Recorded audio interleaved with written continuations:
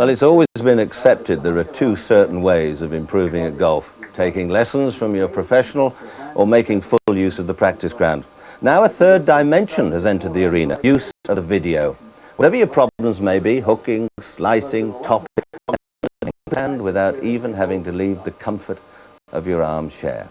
On this tape, 9 of my professional colleagues, 9 of the best teachers in the world, 9 friends are here to bring you the benefit of their wisdom. And wisdom it will be because we have, with video, the opportunity of stopping the picture, freezing the frame, going back over a sequence again and again to see that it's ingrained in our golfing memory box. I'm not sure what Harry Varden would have thought of all these new magical machines. I suppose today we're rather blasé. We're all video literate. So you at home, when you get an opportunity, pop the old tape on, particularly when all the family are gathered round, because it doesn't matter what your age or your golfing ability, with just a little bit of effort, you can all improve.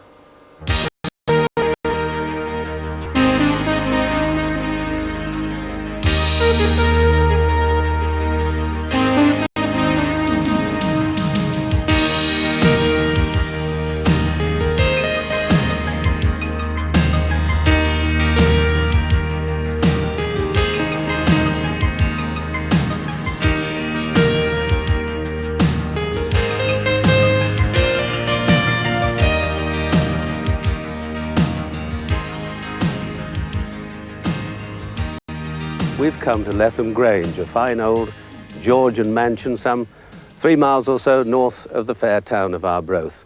It's a super golf course, a bit of all sorts, some fine mature trees, some very attractive holes through the woods, lots of lakes, and something for everyone.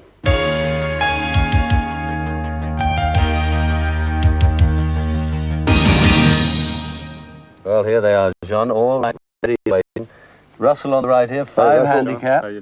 Kathleen, who's 35 handicap, a new player. Now there's Alliss, the mighty Alliss. What a Used to be name, 9 handicap, they tell me, about 3 weeks ago. Now he's 19, so don't play him. And the club captain, Neil, on the end. end. Sir. Nice to meet you. Now, Kathleen and gentlemen, I'm going to leave you in the gentle care of Master Sterling. Thanks very much, Peter. Well, ladies and gentlemen, I'm going to subject you to the same treatment as Jack Nicklaus would receive, or does receive every year when he goes to his pro. Jack Grout, he says, a new season is about to begin. Teach me, I'm a beginner. Now, believe it or not, he subjects himself to that, so don't you feel insulted at 5 handicap if I go through a little routine here, which seems very elementary, but I can assure you is absolutely essential. There isn't one factor in this that you should be dispensing with. So I'm about to show you the 5 points of the address. Firstly, we must aim correctly. And in order to aim it correctly, we come behind the golf ball and view the ball to target line from here. And I then pick up the flag and I draw the line back in and I look for a spot within 15 feet of the ball. Not beyond that. One can work in closer, but not beyond that. I see my spot and I walk in keeping that spot in mind, and I set the bottom front edge of the golf club at right angles to that spot. The bottom front edge, not the top edge. Leave the natural loft on it as the maker made it. You will then have the top of the grip set in the correct position. Don't tilt the handle forward as many ex-cricketers do and turn a 9-iron into a 4-iron. Leave it as a 9-iron. And when that assembly is correct, apply the left hand to the grip. Now, it is applied thus. The arm hangs naturally by the side as though one was walking down a street. Bring it forward and onto the golf club. And if we raise the club, we see the first 2 knuckles on the left hand, and if we drop it, we see the V form between the thumb and forefinger, between the chin and right shoulder. And please note that I'm gripping 1 inch from the end of the club. It's quite absurd to have the shortest finger around the thickest part of the grip. So for correct control, 1 inch from the edge of the little finger to there. Now I adopt the overlapping grip, which means that the forefinger of my left hand overlaps the index finger of my right hand. There are 2 alternatives: the interlocking, which is used by many, many leading players, Jack Nicklaus, the aforementioned Jack Nicklaus, Bernard Gallagher, Bob Shearer, Tom Kite, all great players. If you hold it this way, stay that way. The other alternative is the full 2-handed grip, which was used by Di Reese, one of our greatest players. Bob Rosberg won the PGA using it. Art Wall won the American Masters using it. So that's an effective grip also. But I recommend to people with very small hands or young children. This is the most popular. This is the second in line, and this is the least popular. But what they must all have in common is that the hands face each other. If you hung your arms there and just applauded, you've got it. If you prayed and dropped your hands and separate them, you've got it. If you decide to start with your forearm round to the right, which is a very comfortable position, you'll run into a lot of trouble because they will unravel to the natural position, and you see what they've done to the club face. And that is where every low hook starts from, the grip. It's probably the most important things you will ever hear in your golfing life. The two things I've said: aim the face correctly and hold it correctly, and you're on your way. And here's a man who does exactly that, Greg Norman. First of all, he lines up where he wants to hit the ball, puts the club face behind that, picks us ahead, just like Jack Nicklaus. Now he's thinking of driving over that spot. A check of the grip, firm with both hands, turns away, and another beautiful drive splits the fairway. The third element is where you put the ball in relation to your feet. Now, ideally, it should be between the left heel and the centre of the stance. And many great players, Peter included, and his father, and Ben Hogan, and Peter Thompson, that's quite a nice selection, all said everything should be played from the left heel. Imagine a triangle, a right-angled triangle, ball to heel and across to here and up to there, and merely narrow the base. I personally, as a teacher, deviate from that slightly. I use 3 golf balls. That would be the span for me in ball position. Teed up shots, shots off the fairway, and short irons from 8 through to Sandown. And you may say, why do you differ from the others? Well, my reasoning is that the left-hand ball, i.e. the teed-up ball, has to be hit at the very end of the downward swing and the start of the upswing, swept away. This ball has to be hit at the very end of the downward swing, a downward hit to squeeze it. Now, I'm not differing too much from these people. It's a very short span, 3 golf balls.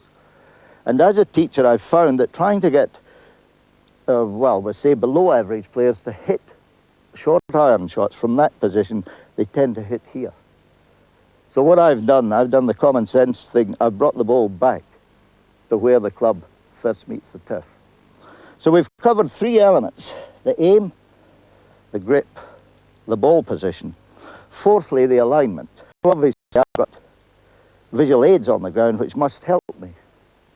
But I take my alignment principally from my club face. It is at right angles to the ball to target line. And I put my shoulders and my toe line at right angles to the club face.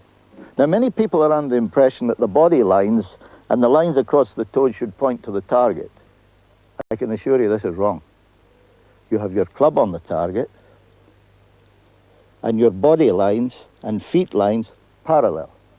Railway lines. Club, head, ball and target on one, and you, the player, on the other. You'll see the reason for this later. So that's the 4th element, and the last one of all is the posture. Every good player in the world looks like a good player before they hit the ball. And they achieve that by merely holding the club in front of them and bending from the hips and flexing the knees. There's a little saying: stand at attention, stand at ease, bend from the hips and flex the knees, and you'll look like a golfer. Now, I said flex the knees advisedly. Don't bend them heavily. Feel that the knees are broken so that they're directly above the end of the shoelaces. Don't bend them, and don't be over-obsessed with sitting. Otherwise, you get locked. You should get a feeling that your feet are lively and springy, and the weight is over the middle of your feet. The last thing of all, in assuming the posture, when we drop the hand, you'll find the top end of the handle is just a little more than a fist width from the thigh.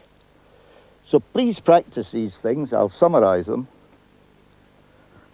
Walk in from behind the ball, pick up a front marker, walk into the ball, place the club. Place the hands on the grip. The checks are 2 knuckles. V between the chin and the right shoulder. One knuckle, V between the chin and the right shoulder. Position the ball, laps parallel, and assume good posture. Kathleen, in golfing parlance, your grip is on the weak side of neutral. If you give me the club, I'll explain it more simply. Just stay there. Now, if the hand comes from the side of the leg like that, and we put it on, we should see the first two knuckles comfortably, and the thumb should be just right of centre. Now, you differ from that position in that you have the thumb directly down the shaft, and you can barely see the first knuckle. Now, when the hand comes to the neutral hitting position, i.e. two knuckles and the V there, you see what it's doing to the face. It's open. Yes. It's, in fact, a slicer's grip. The term weak doesn't really convey too much to the layman or laywoman. To a professional, it means a slicer's grip. So I'm going to ask you to move your left hand about half an inch to the right. Bring the whole of the hand to the right, and I'm going to ask you to place the right hand on directly opposite so that when the palms are open, they look straight at each other. Remember the first part I showed you, as in praying. Drop the hands and separate them.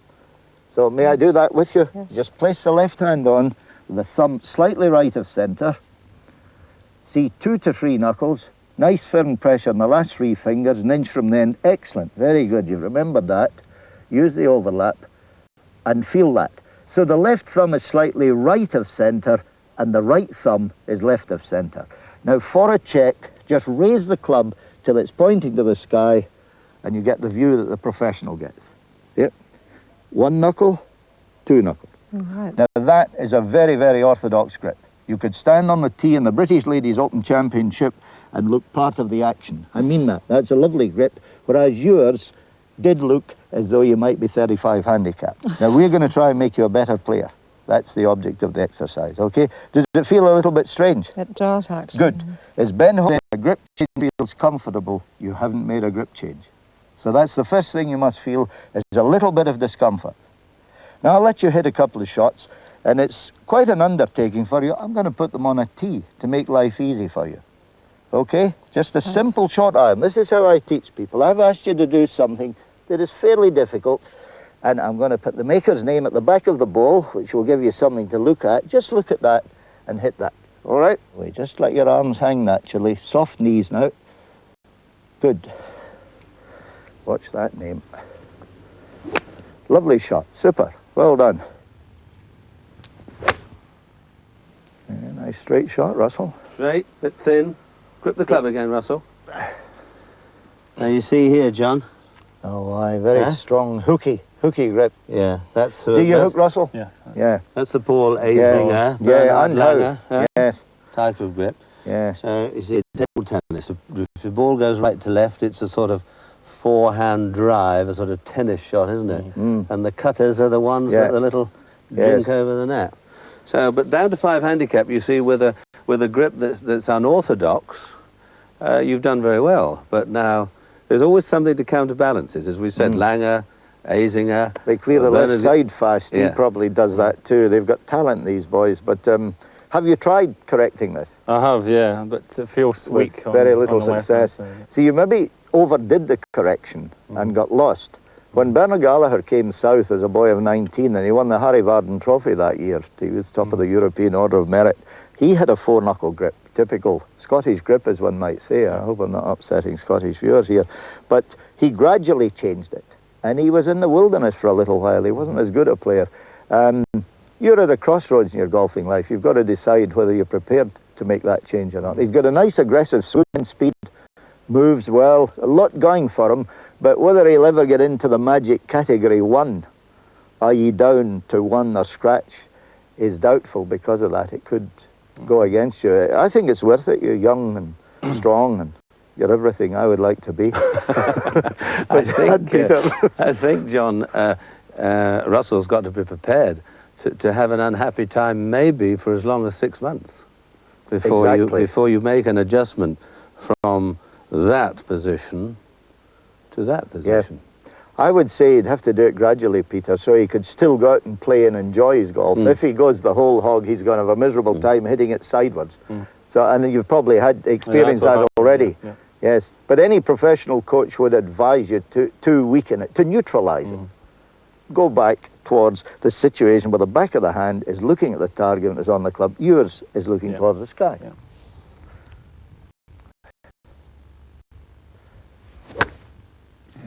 Are these standard clubs you're using? Yes, I would think so. 6'3" using standard clubs, eh? Have you sought the advice of the local professional on this? I think you should have something at least an inch longer than standard. Peter there, for instance, let him try your club, Peter. Well, I think it's very important to get clubs that suit you, Neil. This is another part of getting as many things right before you actually start. For example, now Ronnie Corbett, one of our dear friends who comes along to Pro Celebrity, 5 foot odd tall, it would be no good him having clubs or buying a set of clubs because A, they were a good bargain, or B, someone said these will suit you if they had X shafts and they were 2 inches longer than normal. It's like buying a pair of shoes a size too large or a size too small. They may be a good buy, but they're not doing you much good. So what John said is perfectly true. I think you can get clubs that will help you, and why not? You can have them made flat, right? If you've got big hands, you can have the grips made thicker, thinner, all sorts of things that will actually assist you. And I do think that just have a shot with that for fun. Right. Have a swing first, Neil. Have just a swing feel it. first. It's new to you. I mean, I'm going to charge you 30 quid to have a go, so you might as well get the feel of it first. Peter, just give it. And the name at the back, I want to drive that habit into all of you. Yeah. But a swing without the ball first. Yeah, have a couple of practice swings, just to get the feel. Now, that you had a 7 iron before. Yeah. Now that's a 5 iron. Now you're a tall man, you're a powerful man, so really you don't have to worry too much about excessive body action. Just keep yourself steady, almost like a windmill. With your arms are the sails of the windmill, your arms and club can do the work. Body still, watch the ball and clip it away. Oh, what a lovely shot. Nice. Plenty of power, bit squelchy. Yeah. See the grip, John, again? Yes. Yeah. Just grip the club and, don't hit the ball. Just grip the club and then stop. Because we want to get a good view of those hands and at the address position. Now, don't do anything. This is interesting. You see this? Arched wrist. Too high. Too high. Arched wrist. And look here.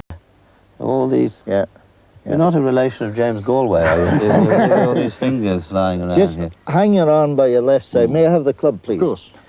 What you've got to feel is you're there at address, like that, your arm hanging down, and walk round, and there you've got the natural hang. You've got the arched wrist. Don't like that, and all this is rather light. So just that, simply that. Walk back and around, and add that to it. Then you've got that nice angle. A lot of people have the mistaken idea that the shaft and the arm should be in the same line. That may be so from a front view, but from a side view, if you look at photographs or of any leading players, line, that goes down and the shaft goes out. The shaft's actually intersecting the hand at about 45 degrees. You look as though you're trying to get it all up like this. Makes life very difficult. And I'd also try and bring your knees towards each other a wee bit at the address. You tend to have them bowed outwards.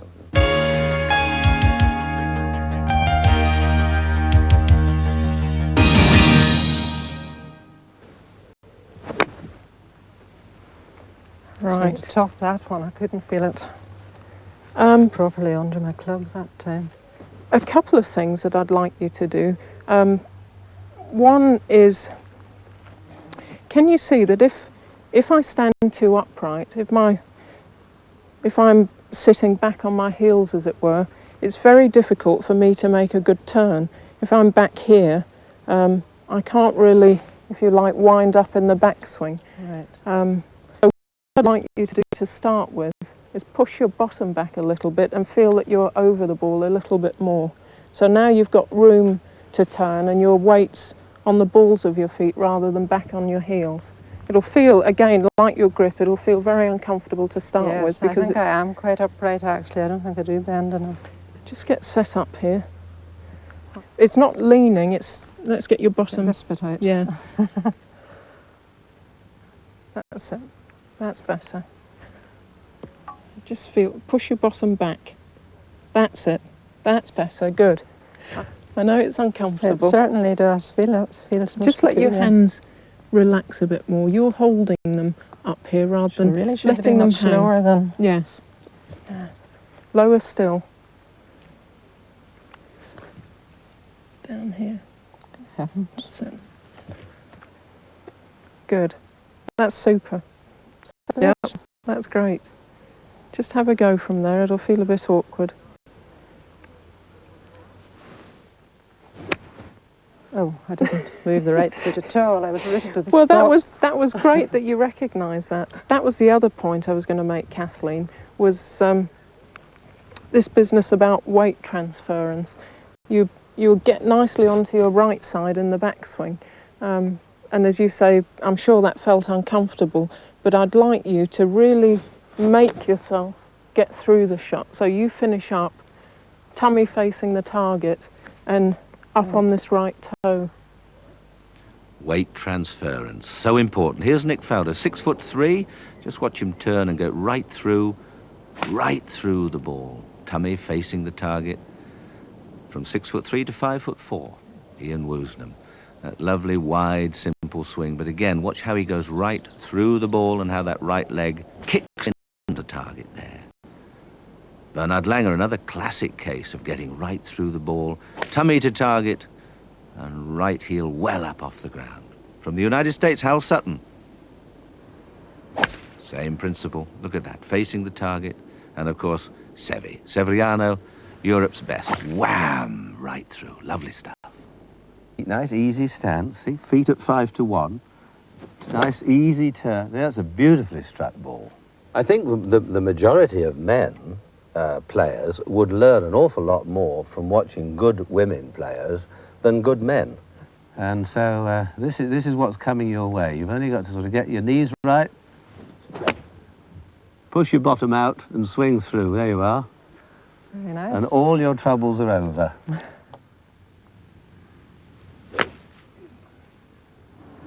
You'll find that all good players, as yourself included, have got a forward press. You've got a movement that gets the swing going. I think when you, teaching Kathleen earlier, a relatively new golfer, a lot of new golfers tend to stand there with everything frozen. I think it's really important to get something that gets the swing going, that gets you into a rhythmical takeaway.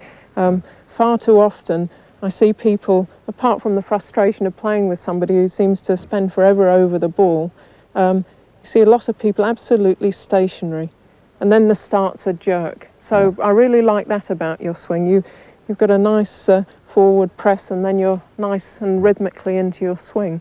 You get your right side turned out of the way very well in the backswing. Your weight over onto your right leg, which again is excellent. The thing I'm not too keen about is when you start the swing coming forwards. You're a large man, you're a big man, you've got quite a bit of bulk tall. I'd like to see you get through it a little bit better.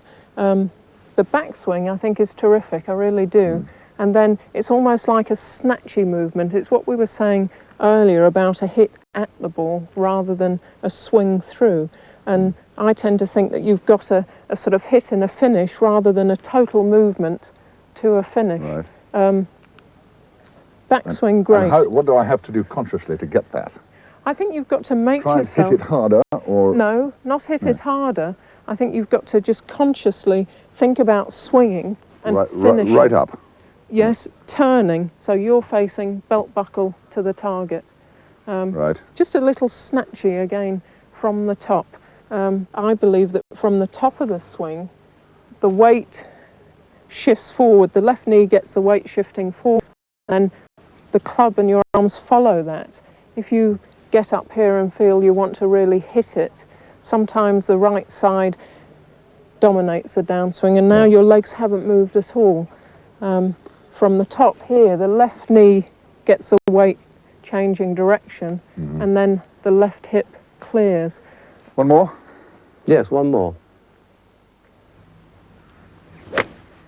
That's a better strike. Yes, that was much better, that one. What I see in the few swings I've seen you make, I think you get very steep in the backswing. Rather than your shoulders turning this way so that you almost feel they're doing that, I see, yes, I see you getting very steep like I have that. been criticised that way for doing that. So people have said that the shoulder dips Yes. as opposed to But turning. you've become a tilter. Yes. Yes. You tilt and you don't turn. Alliss, could I just make it correct? Just get set up without a ball. Without a ball. Yeah, just without a ball. And just get set up. Let me make the backswing. Right. Let your waist turn. Now this has got to be, that's much better. Now you've turned rather than tilted. Yes, I see. This has got to be higher. Yes. You get, I go down. yes, Yes, yeah. right. So we'll try. So we want to do that That's better. as opposed to. Try to keep this right knee flexed. One of the reasons, see, one of the things that gets you into this tilt, your right leg is straightening. Yes. If you can keep that flexed and feel that you're turning around rather than under. I see. We'll try that in a practice swing first. It's a difficult thing to change, this business of your right knee staying flexed, because you obviously, you're not aware that it's straightening, No. but it is actually locking. Locking, I see. Something to work on.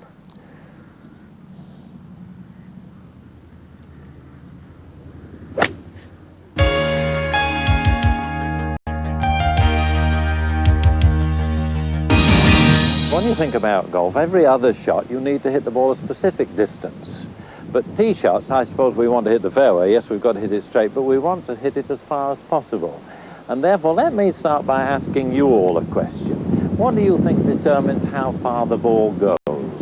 Well, I always imagined it would be the club's speed as it hit the ball. Club head speed. Well, that's, I suppose if I ask that question in Japan or America or even Yorkshire, where I come from, I always get club head speed. And club head speed is certainly one of the ingredients, but it's only one of the ingredients. Let me start by, I'm going to hit you a shot, and I'm going to hit this ball with as much club head speed as I've got. Now, of course, I haven't got as much as I used to have. So I'm going to hit that with as much club head speed as I've got, but I'm going to do it all wrong.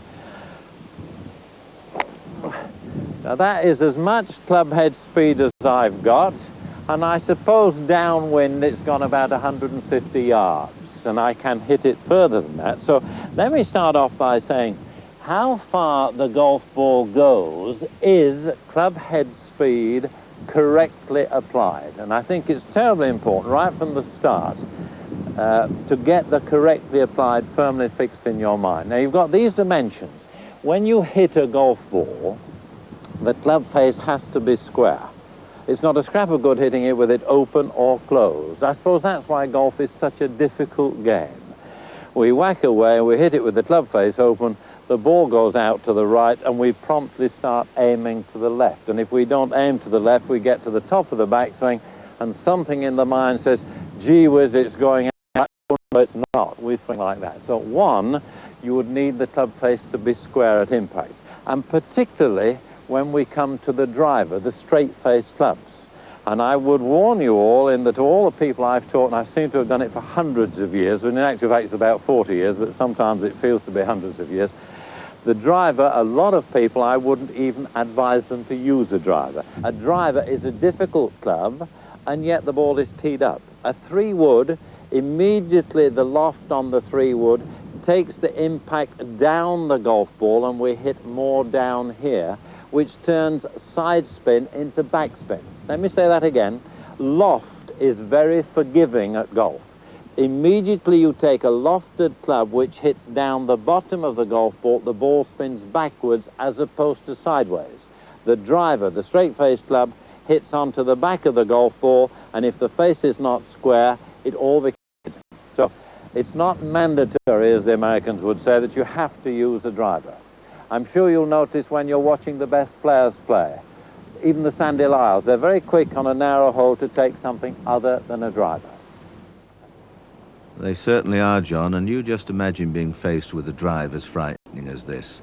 You club players could well consider using a 3-wood. Getting the ball in play is all important. Here's Sandy with a 1-iron, but Lyle is no ordinary mortal.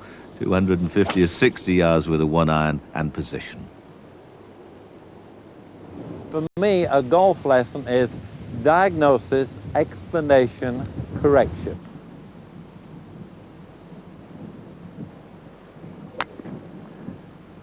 Fine. Now that ball started to the left and came back again. And you notice she lost her balance. We'll just have one more. Good shot, Kathleen. Good shot first of the day, I must say. I'm teaching this game. I like to hit a few before all the pupils get there. I don't like people to see hit my first few hits, actually. But that was a good opening shot. Now you're playing for the middle of the 3 flags.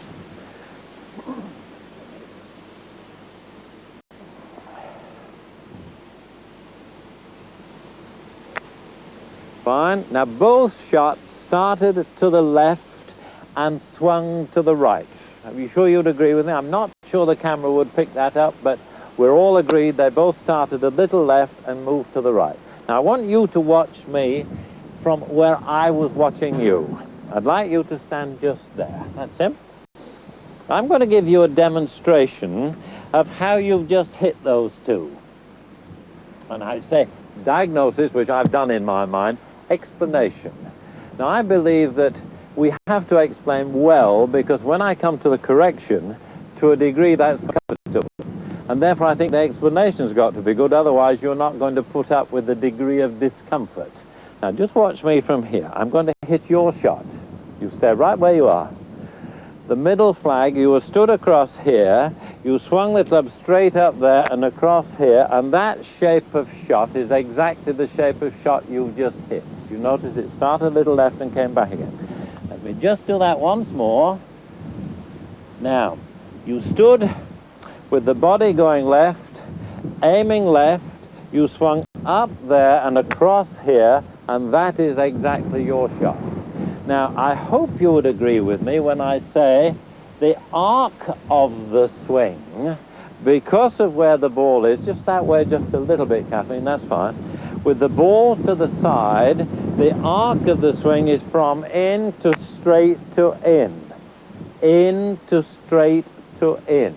Now, when you stand as you are doing, you are guaranteeing an out to in swing by standing across here. Now, club on target, feet in position, take up the correct posture. Now, you're standing a little left and 2 straight. Sit inside. Now, the arc is from in back to in. The feeling for you would be of giving yourself this side at address. The stance has got to make it possible for you to come there. And then you turn through as you hit it. I've given myself the opportunity of coming from there, and I'm going to turn through to hit it. You with me? And then you'll find when you're swinging from the inside back to the inside, you will be balanced. When you swing across here, you'll resist. You must have noticed you've been losing your balance. The golf swing is from in back to in.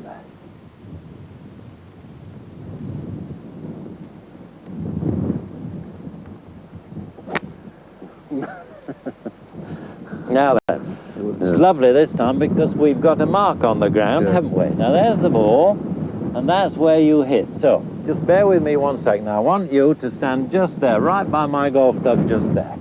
Fine. Now, the backswing at golf, you've got a good backswing. The backswing at golf is to get your golf club in the correct plane and direction. Now, from the top of the backswing, you have turned and swung the club up. It's important that you swing the club down and turn through. Down and turn through. Now, you don't just turn through, which is what you've done with the last shot, which is why you hit it right on the top in this direction. Yeah. And you don't just swing it, because if you do, you'll cross over too quickly there with the body stopped. Now, I think you can assume your address is correct, the top of the backswing is correct, but from the top, please, swing the club down at the same time that you turn through. You can hit from the top as long as you turn through. Now, for me, please, swing the club down and turn through. Turn through. Yes. Now, without the golf ball, just address. Just address there. Right, now swing the club down. Now, aim in the right direction. Oh, sorry, yeah. Good. Now, swing the club down and turn through. Together. Swing it down and turn through. Yes, catch the grass about 3 inches this side of where you think the ball would be. Very good indeed. Now those two things together. Now square up to that ball, aim correctly. Good. Aim the club first. That fixes the feet. Aim fixes the feet. Very good. Now take up the correct posture. Good. Now please swing the club down. Think about that spot about there. Swing down there and turn through, both together. Marvellous. Very good indeed. Now, I want you to watch from behind, if you would, just there. That's him. Now, there are two ingredients when you swing the club. Body action, hand and arm action. You turn absolutely correctly, but the club is allying itself too closely to your turn. In other words, the face is opening too much on the backswing there. It means you swing too flat. Keep the club face looking at the ball in the backswing as opposed to getting it around there. Now just address for me over here now. Address there, don't bother with the ball just for a second. Fine. Now on the takeaway, keep the club face looking at the... Can you feel the difference there? Yes. And let the club go to the target. Come on with me. Good. Now, it needn't be a full swing, it needn't be there, but in the direction. Yeah. Now, if you leave your golf club to the left, that's when it's too flat. Right. I'll just do that here for you, if I may. If you leave the club pointing over, that's too flat. The only difference between a flat backswing and the correct one is the direction of the club.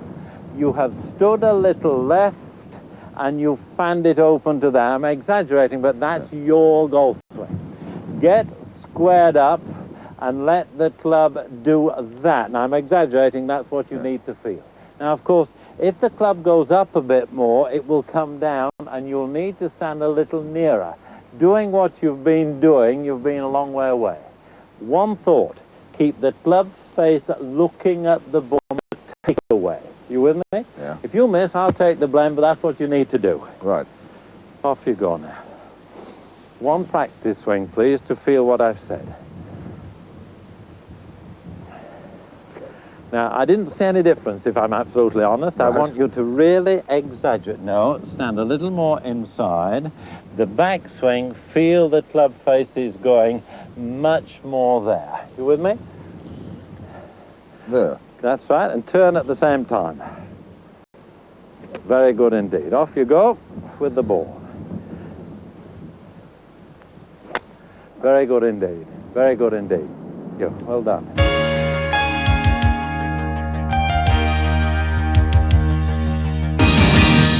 But sweep the club along the grass as you go through and aim to finish towards that left-hand side of the green.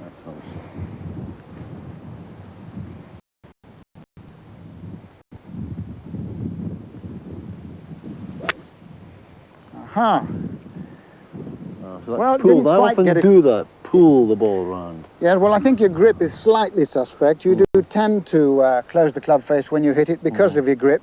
And if you can't change your grip, then make absolutely certain that we get that golf club square to the target. Yes. From where I was looking, I could actually see that it was pointing a bit left. Yes. And when it points left, it also takes the loft off it. Yes. So generally, if the ball is going low left, it's because your grip is probably a bit strong, but it does mean that the golf club must have been closed at impact. At that point, yes, indeed. You see, yes. as you tightened up Yes, there, you did it close turned, it. yes. So make absolutely sure each time you aim it that it is, in fact, flat on the ground. Yes.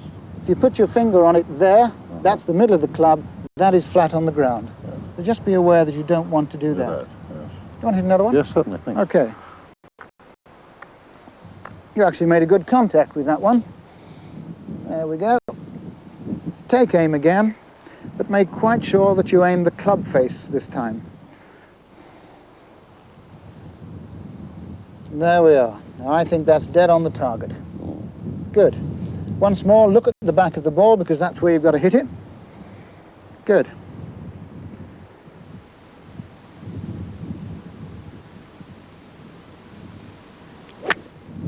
Terrific. Dead That's straight. right.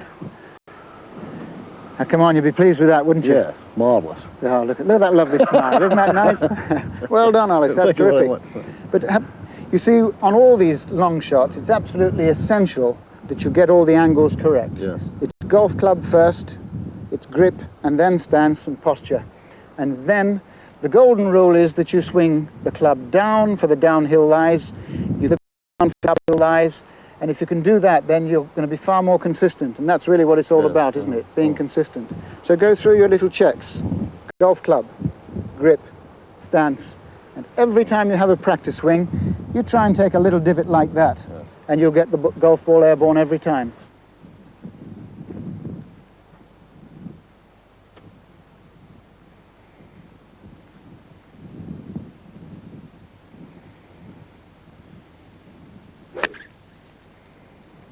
Nice gentle fade in. My goodness, that's right on it. Absolutely right on the flag. A little short, but that is the problem here, isn't it? I think as we're going to hit another one, we ought to set up just a little bit more to the left. But it's just a little bit thin. When you actually swung it back, you swung it round here just a little bit. Try and get your arms going up and down more. Because in golf, the arms go up and down, the shoulders turn. You have to go up and then swish the grass as you move through. You'll get a slightly steeper arc, which will make the ball go a bit higher. But that was a pretty good shot, actually. It's pity the bunker was in the way, wasn't it? That's my problem. Let's aim it just for the left side of the green this time. Just sweep it through. With a long iron, you need only a little divot. So just aim at the back of the ball and sweep it through to the left. Ah, well done. That's a very pretty swing indeed. I wouldn't play you for too much money. You hit it too straight for me. That's pretty good. Now here's a man who's played for a lot of money, Nick Faldo. The final hole at Woburn. A fade, a long 2-iron fade. See it start down the left-hand side, it starts to move to the right. Beautifully struck ball, pitches short, chases on, and that's a majestic 2-iron from Faldo, setting up a short putt for an eagle 3. Another look, see him aiming left. You'll see the ball start towards that left-hand grandstand, and it starts moving very quickly.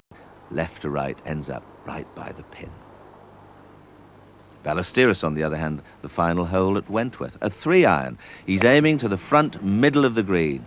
The flag is just over the bunker on the left, so he's just trying to lob it on the front, and he does it perfectly.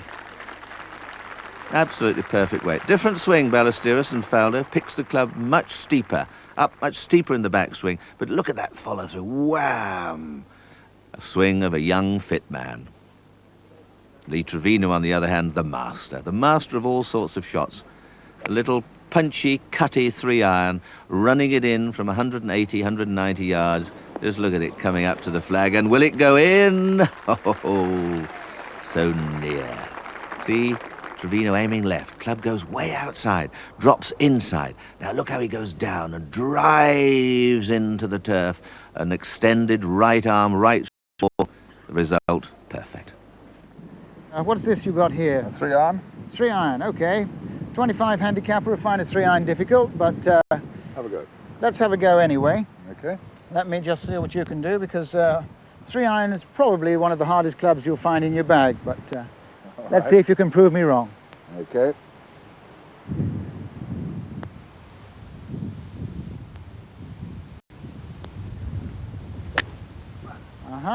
Well, that's quite a good effort. Old Harry Bradshaw used to hit it like that. Good. Just a touch heavy, and of course, if you don't quite get hold of it with the 3-iron, it doesn't get lofted, it doesn't get airborne, does it? Now, obviously, with the wind behind, and in a situation like this, we need a little more loft, so let's just show you what you can do if you do actually use a 5-wood, because 5-wood has that bit more loft, slightly shorter shaft, more manageable. I think you'd probably be better off with that. Let's go and find one. Here you are, Neil. Yes, great man's offering it to you himself. Yeah. But you see, the beauty of the 5-wood here is that your 5-wood's got a nice broad base, and that'll bounce. Right. But these nasty things, nice sharp edges, they look very nice, but they cut into the ground a little bit too much. Just as you did there, actually. But with these, you can actually try and swing it down to find the ground without it taking too big a divot. Okay. Right, let's see you do it again.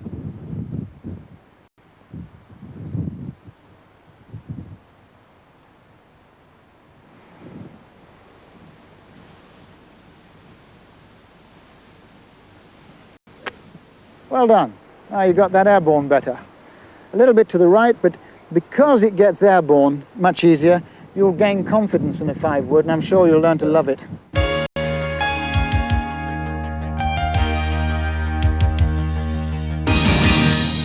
To me, the biggest part of the short game, all the way through, is good rhythm. Because little body, as I call it, tends to overpower all the short shots. Hands hold the club. In the days that you've been here, no doubt you've been taught about the grip, which is very important. And the thing that I like to talk about is that this little thing, the club face, has got no brains, and neither has the ball. So where the club goes, being the path and the angle of the club face, is very important. So the rhythm that you use on these swings, the short game, the chipping, the pitching, even your putting, try and keep body very still and allow the good rhythm to collect the ball off out towards your target.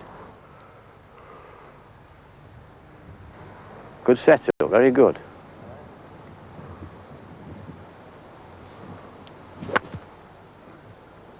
Well, a little bit thin. Working its way up there though, Neil. One thing I would like to say to you, sir, being a big man, your stance, you're pretty wide in your stance, a little bit narrower, and you'll use less body. Take one more ball. This is where, as I said earlier, Neil, people tend to overpower the shot. What we're looking for here is accuracy. Think of rhythm. I mentioned rhythm to you. Not necessarily a shorter swing, but your particular fault there, stance too wide, too much body.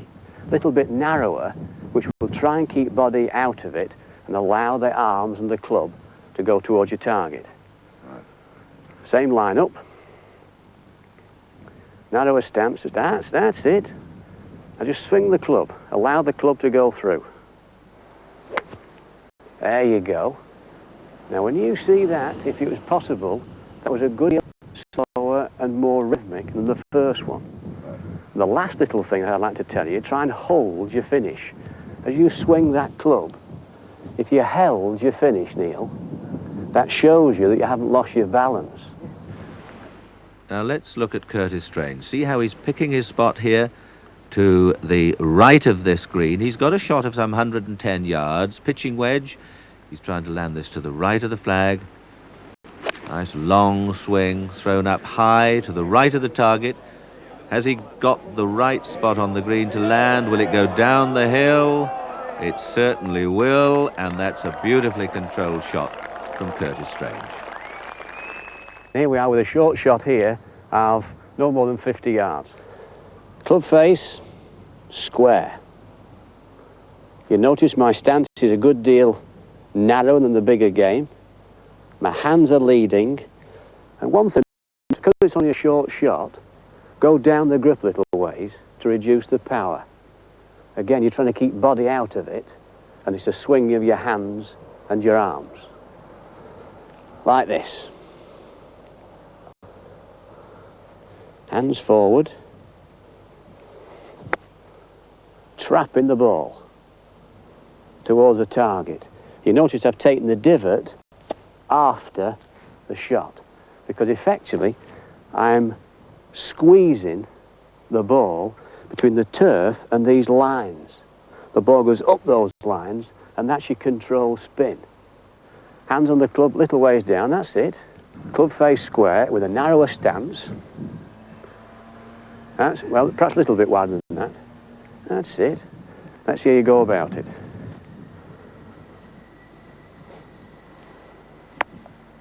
Hard luck. That See was you quite right. down there, Kathleen. I would tend to you were play a little bit frightened of it. You know, more that way. More My off the back feet. Yes, is Well, that the reason you wrong? topped it was because what you did, you allowed the club to pass your hands. If you keep your hands leading, the club's still going down. Therefore, you'll get this trapping action. Yes, Try I one more, felt totally wrong, right. actually. Try one more. Take a practice swing. You see your divot there? Extend that divot for me, Kathleen. Keep your hands a little bit, that's it. So the leading edge, you see, is now tight into the grass. Right, do it again, but extend the divot Very good. That's it. Now then, do exactly the same now, Kathleen, on that ball. Hands just a little bit. That's it. Very good. That's better. That felt much better. The length of shot is merely the length of your backswing. Good rhythm. Short backswing, give yourselves a short shot. Little bit longer shot. Keep a good rhythm, but always keep your hands leading. That's my tip for you. Well, here's Mark McNulty with just the type of 50-yard shot John was describing. Hands forward, weight on the left, body steady, on it goes. Not bad, eh? Now, these shots round the green, chip and run, and we've got pitches, floaters, pitch and runs, a variety of shots. Right. And which you can play with a variety of clubs. Yes. Now, some of the greats years ago would use maybe a 6 or a 7 iron from here, always pitching the ball on the green. Right. Better texture, less chance of the ball reacting by hitting a little indentation or a worm cast or something. But when I play them, I always feel rather like playing bowls. You know, you watch the top crown bowlers and they're sort of rolling them up to the hole. And I think a lot of people could get a good idea of chipping if they stood on the edge of the putting green with a handful of golf balls and just, and as you were rather doing there, underarm up to the hole, and then imagine your arm as an extension down to the club head, and you know, you just sort of push it on through to the hole, which is the way that I see it. A lot of people tend to forget golf balls are round, and they'll run. Right. You know, they think, oh, I must get this magic spin, which isn't there, not on this sort of shot. No. Now, how do you see this? What club have you got there? I've got an 8 iron. 8 iron. 8 iron. Now, how do you see this? Well, it's pretty flat to start off with, and a little bit of a rise towards that flag, which is going to take the speed out of the ball. But I'm picking a spot out. I'm picking something like the side of a dustbin lid area, little circle to pitch into. Darius used to say 1/3, 2/3, which that's all stuck in my... 1/3, run 2/3. That's it. Yeah. That's all stuck in my mind. Yeah. I think that's a very sensible way of doing it. And that's why good players walk up the green to test, you know, to try and get a feel of the ground, because you might play one in there and it might rear up on you and stop. So if the green is firm, it'll roll up. Go on, now let's just see. Where the ball, feet together?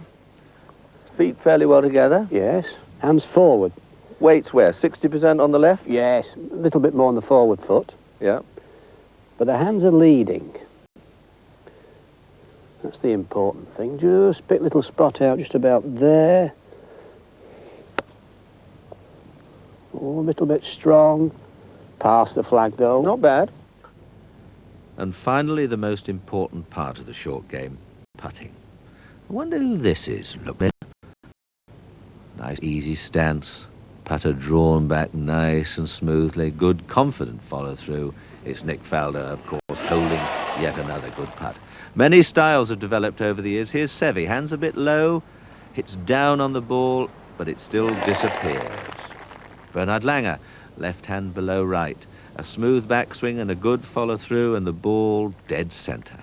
And here's a grip that's very popular now. Mark McNulty, the old finger down the shaft. Little forward press, a push through. Will it, will it, will it? Yes! Well, troops, I'm sure you're all as intrigued as I am on this marvellous setup here, John. The dustbin lid, focus of attention on the hole. That's it. All these wonderful golf balls lined up. What are you going to show us? Well, in my humble way, if you like, the most common fault, of course, is 3-putting. So if we can go on a golf course without wasting that third putt, and we're achieving a lower score. And the first thing to emphasise is that you have to roll the ball. You said quite lovely, at the chipping, you roll the ball. And all good putters, that's exactly what they do. They roll the ball sufficient that they're getting close, hence the old dustbin lid there. I was always brought up about thinking about a circle. The first putt should be putted into that rough circle, the dustbin lid. Yeah. And it takes the pressure off, you see. The hole is making us try. The hole isn't so big, it's now this big. That's right. Go on then, let's see. What are your thoughts now? You've got all those balls lined up. Right. What are you thinking of? Well, on the first 3 balls, to illustrate this roll, we think of the pendulum. And you get your eye directly over the ball, which straight away enables us to get the club face absolutely square where we're going. So it's easier to swing the putter like the pendulum into this area we think of as the dustbin lid. Just roll the ball from a position right above it. And I feel it releases the pressure. Roll it up to the hole. So what are you going to do with these next three? The second one is the grip, Peter. Again, as you quite rightly said there, I try and keep everything together, and I use the reverse. The first overlap. finger left. But it's very much down, isn't it? Yes. It's very, so you look as if you've got quite a tight grip. Well, Looks no. firm. Well, is it firm? It isn't actually firm. It's quite gentle. Is it? It's sufficient that I can feel the weight of the end of the putter. I always feel as I'm bottoming out. Yes. I'm bouncing my arm. See, there's a bit of Tom Watson in you here. Oh, the yes. elbows, you see. Tom gripped, he had a slightly modified putting grip than you. Instead of the finger sort of straight down, it was more sort of round. And he always gripped he does grip quite firmly. Right. And it's a quicker sort of action than A lot yours. quicker. A lot of it is individual feel, isn't it? Well, that finger placement, Pete, I think by the size of the person's hands will detect a certain amount of comfort. Yeah. Some people, the size or strength, that the finger going down, it suits my type of hand. I mean, I wouldn't say I've got a standard hand, if there's such a thing. Yeah. But personal, where you put that forefinger, let's say it's personal. Yes, yeah. So these three now, we're concentrating on the grip. The grip, in fact, because the one thing I don't want to do, Peter, is allow the right hand at the wrist before it, like this one.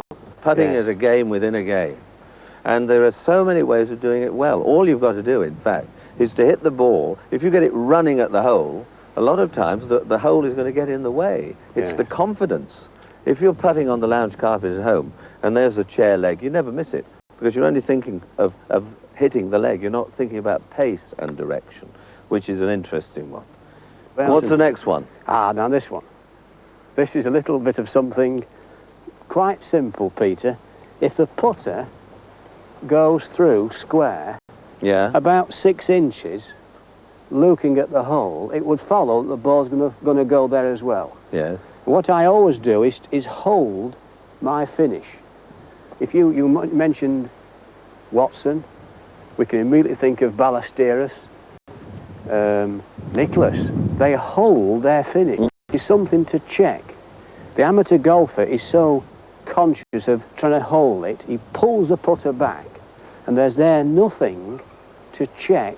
If there is something to be checked, if you've missed the hole left or right, possibly you've turned the putter to the left.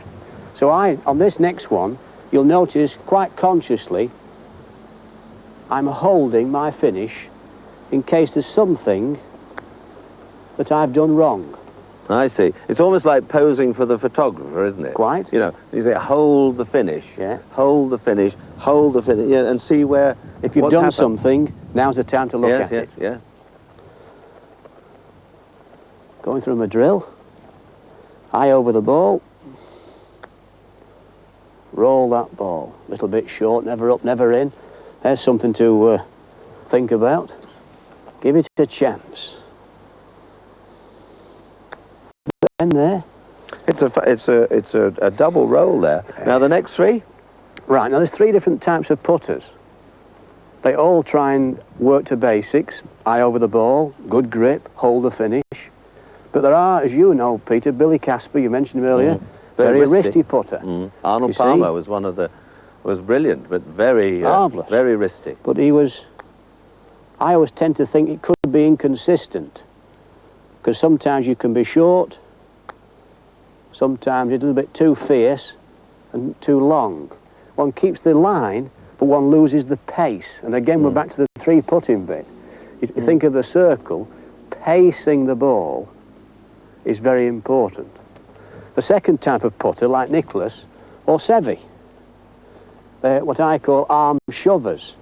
Their wrists are firmer, there's not as much movement, and their arms are pushing the putter towards the hole. Emphasis on pushing with the arms and the wrist locked up together. Yes, all together. The third one is how I see myself: Greg Norman, Crenshaw, Bob Charles. Shoulder rockers. You're rocking from the shoulders. What it tends to do is keep the putter, again, like the pendulum, keeps it flowing towards the target. A little bit of break there. Let's have a look at this for you. You're coming off this Off slope that right here. side there. Okay, pressure's on, this is it. This is for the booty. Rock the shoulders. Oh.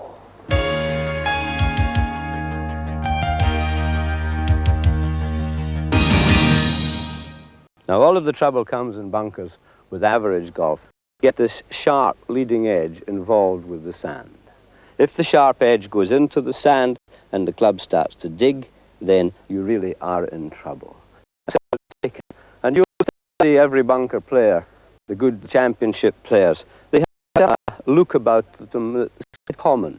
For example, instead of playing the ball back to the center of the stance as you would do with a conventional shot, because a conventional shot punches down on the ball, you come behind the ball, so it's towards the front of you.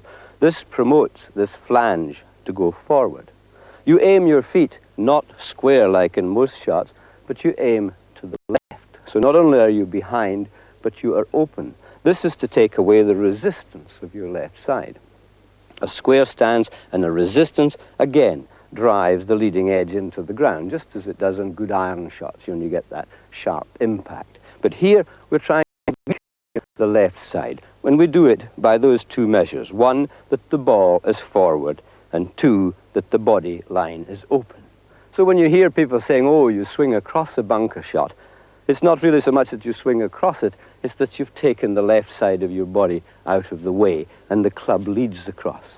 So in order to make the ball go to the flag, first of all, I get a good look at the target, and I take my feet into the ground.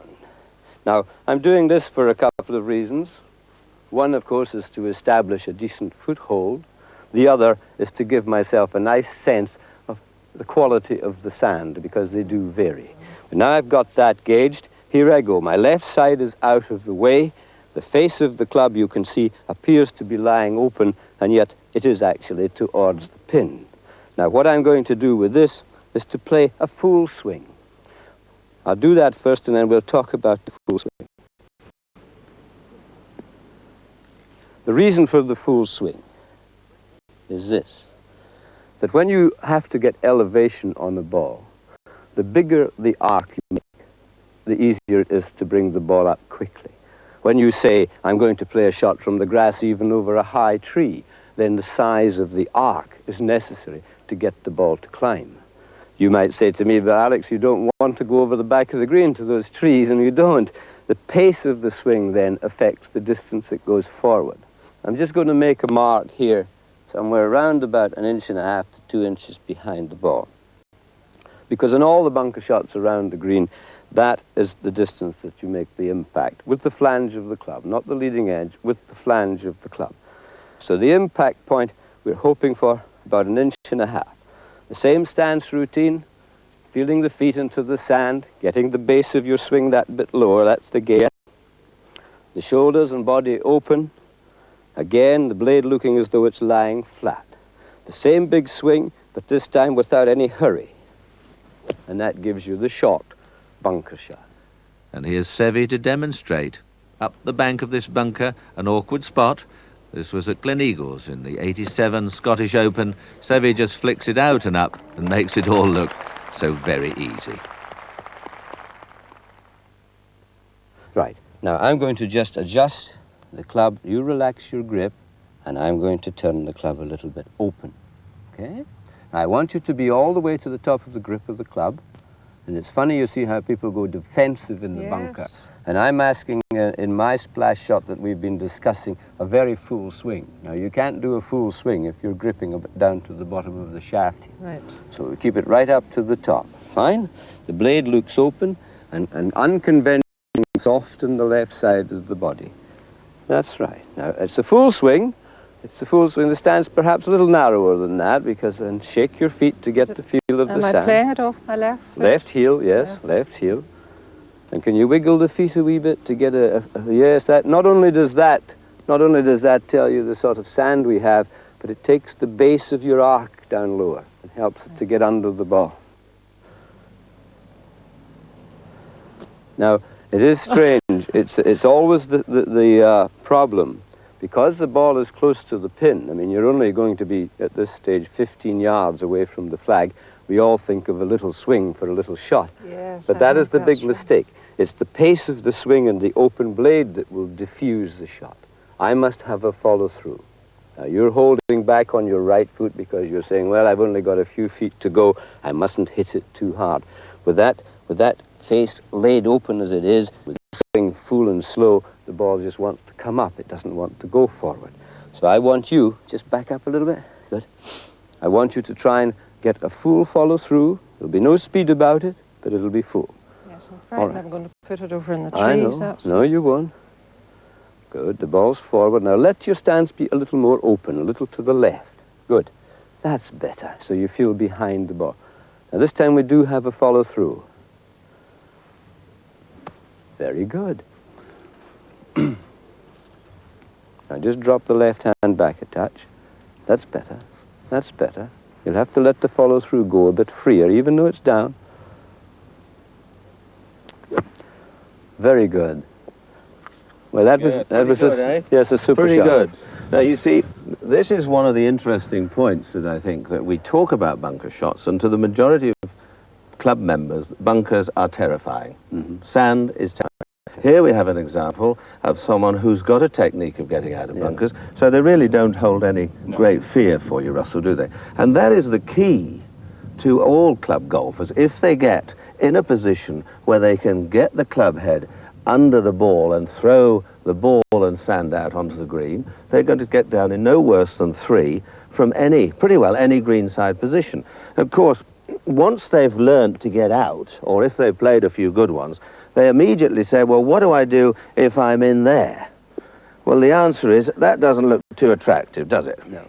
But on the other hand, it's the same sort of principles apply. It's shock waves of the club, in that case, the club hitting the sand and the shock of the club hitting the sand and going in. I remember Chichi Rodriguez, one of the best bunker players ever, always had a feeling the club was going down, down, down, down, down, down, down, down. So the club was coming into the sand, and he tried to imagine the club head being driven down, like driving in a tent peg, and the shock waves should send the ball out. Let's give it a go.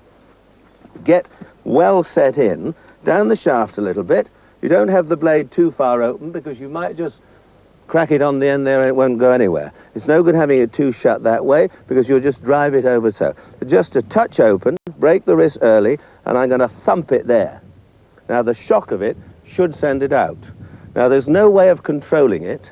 If it goes near the flag, there's a great element of luck in that. So if you see people, whether it be Ballesteros or whoever, Woosnam, Faldo, Lyle, whoever you like, if they're in this situation and it goes like that, it's a very good shot, used with a lot of intelligence, but there's a modicum of good fortune that it's finished close to the pin. So here we go, down the shaft, an inch or so, a firm grip, tighter grip than usual, and give it a good old thump. And out it comes. You're never quite sure how far it's going to go, but at least it's out. Now, if the ball is up under here, people say, what do I do if it's in there? Well, that is virtually unplayable. If in that situation you're virtually unplayable with a steeper bank, then you have to work out a way of getting it. Maybe you might have to hit it down into the bunker. You might have to play over that way. The same case if it's buried in the back of a bunker. You have to be able to assess the degree of difficulty and then play out accordingly. This doesn't happen so often now. You see, before people were more educated in using rakes, people would climb up the face of bunkers, and sometimes they'd leave situations like that. very unfair for people coming up behind. Something that has been pretty well eliminated, totally eliminated in professional play, because there are stewards, the caddies, always rake the bunkers after the players have gone through. But in this situation, again, you see, a lot of it is mental and knowing how to apply the club head to the ball. Mental because of the fear of what do I do? How do I get out? But again, if you can apply the club head in the right way, at the right angle, you've got a chance of getting it out. Most people are afraid. They buy a club that has magic properties, or so the manufacturers claim, but it isn't a fact of life that by the mere fact that you buy a magic club and you hit 3 inches behind, that the ball is automatically going to come out. You can do that to your heart's content and it won't come out. And they say, there we are, got it out at last, aren't I a clever boy? But in fact, you've gone about it the wrong way. Here's a difficult shot. Give it a thump and hope for the best. I want to talk to you about this shot that the professionals openly admit is the most difficult. When they're close up to the green side, then they're playing the little splash shot. That is really easy meat for them. But they all know that this one about 60, 70 yards from the green is the difficult one. What you must do is to forget the fact that you have to use a sand iron for every bunker. Now what you're going to do with this shot at 70 yards, I've got you with the 9 iron here, and we're going to play it just exactly as a conventional shot. The only differences will be that when you obviously take a little bit of an embedding into the ground, the bottom of the arc is going to lower. So to compensate for that, we'll hold the club just a fraction down the grip. We'll leave a little bit of space. And that has an incredible effect. It not only does it adjust the levels, but it keeps the wrists a little more still. And that's something you don't need to look after for you. Now, I want you to do all of this. I want you to aim exactly as you normally do. The only difference is, you remember when I pushed the ball away forward on your splash shot? I'm actually going to ask you to have it about an inch further back than you normally would. And not opening the body up Not so opening, much. no. Totally We want the strength of the left side now. We want the turn of the body. Remember, you've gone down a bit, so that'll take care of the depth of the arc. I don't want anything that's going to diffuse the shot, just like in the splash bunker shot. This is a tough shot. So the ball will be back, yes, and you will be a fraction down the handle of the club or the grip of the club, and then you will play it like a conventional shot. Let's try it.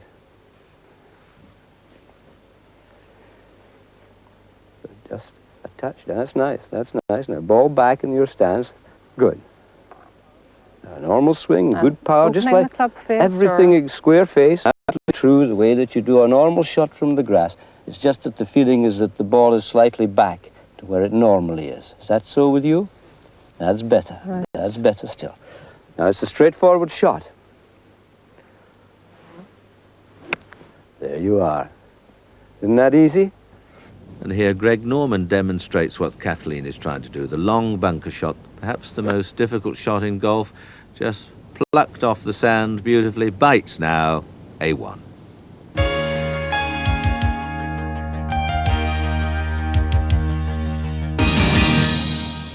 Well, here, you see, is a classic case. You've hit a good drive, and now you've found yourself in, well, it's not an overly deep divot hole, but psychologically, and this is something that we try to get across to our friends at home, when you walk up and see your ball in that sort of situation, or whether it's a bunker and you're in a heel mark, or whether you're on that step, the brain box usually attacks the problem and says, why has it happened to me? Why should I? That's the best drive I've hit all day, and look what Dame Fortune has done to me. That's right, but we must always remember it's not a fair game. You know, everybody thinks that because I've hit a good drive, I deserve a good result, but it's not a fair game, and that's what makes the game so much fun. Sure. Any trouble shot, whether it be a bad lie, or in bushes, or downhill, whatever it is, the main thing is not to panic. Just take your time, have a look at it, and work out what you're going to do, what you're capable of doing, as you say, what you're capable of doing. And just plan the shot. It has to be played. It's not going to go away. It's about 170 yards, slightly downhill, but you have to carry the bunker on the front of the green. Yeah. So it makes it quite a difficult shot, because you're going to have to get the ball up in the air and over the bunker and hold it on the green. Now, two schools of thought here. Do you take one club less and smash it with every sinew in your young body, or do you take something more and just go down the shaft and boom, you know, play a real good forearm, sturdy... How would you see that one? I'm the same as you. 20 years ago, I'd have taken an 8-iron there and let thrash up on the green there. Like you and I now, has got to take a 5-iron and a good, as you say, a good punch, a good... Grip a little firmer, left hand firm, both hands firm? Left hand especially, just a little bit firmer. Hands in front of the ball, and a fairly steep swing, and hit the ball, and really you're going to try and hit the ball, then the divot. You're really going to try and make this divot hole deeper.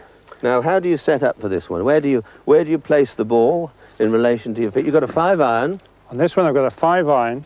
I would have the ball just a little bit further back in my stance than normal. A couple of inches inside left heel. Yes. Normally, I would be just on the left heel.